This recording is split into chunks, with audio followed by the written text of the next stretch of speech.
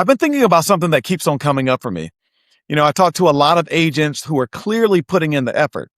They're not the agents that are sitting on the couch and they're not somewhere checked out. They're actually making the calls, they're posting, they're showing homes, and yet the progress doesn't feel proportional.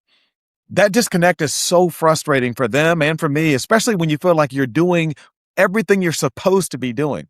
But here's where I think things get sideways. Two people could do the exact same activity and get two different results. Same script, same lead source, same number of hours, but one sounds confident, steady, and grounded. And then the other one sounds like unsure, rushed. The difference doesn't come from skill. It comes from how someone sees themselves in the moment. I've actually learned that effort doesn't create momentum on its own.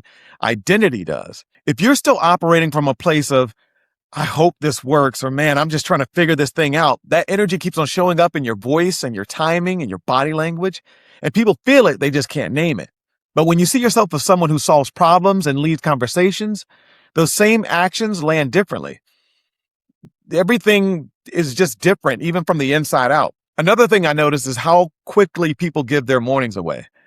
That phone first type of thing, the notifications, the noise. One of the books that really changed my habits, I would say, is The Miracle Morning for Real Estate Agents.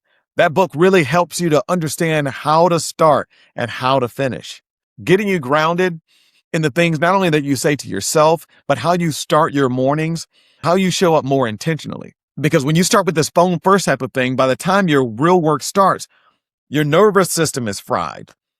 That's not a discipline issue. That's actually a self-management issue. And if you don't create a little space for yourself before the day starts pulling you in all different directions, it's hard to show up centered for anybody else. And this is where burnout starts to sneak in. It's not because you're working too much. It's because you're working for a version of you that hadn't caught up to where you're trying to go. And when effort and identity aren't aligned, everything starts to feel heavy. And when they are aligned, the work actually feels lighter, even when you're busy. So here's the question I've been sitting with, and maybe it's worth you sitting with too. Are you trying to get better results, or are you becoming the kind of person for whom these results actually make sense? Because once that shift happens, the tactics start working the way people promise they will. And until it does, they usually don't. So sit with that. Let me know in the comments what you're thinking. Share some insight. I'll continue to share mine here on the Leverage Lounge.